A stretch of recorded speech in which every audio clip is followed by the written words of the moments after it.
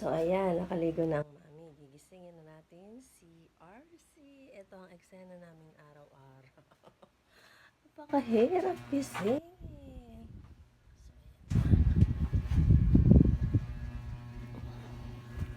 Natulog pa, oh. Walang reaction. Parang, ayan, oh.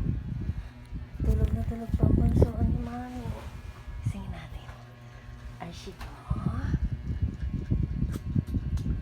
Ashika, good morning. Wake up. Wake up. Wake up.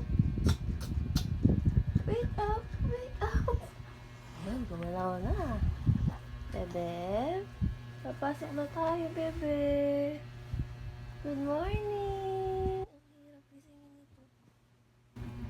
Good morning po. Bebe loves. Good morning po. Wake up. Wake up. Wake up. Wake up.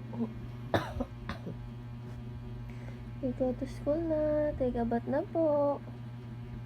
Good morning. Kote, kote, kote, kote. Good morning. Good morning. Bebe loves. Wala. Tulog talaga mga guys. Oh. Yan. Yan. Wake up na. Wala. Good morning. Ay, sus naman ang mama pa. Mga pamibig ko. Ang gising na. Babush. Liligo na kami.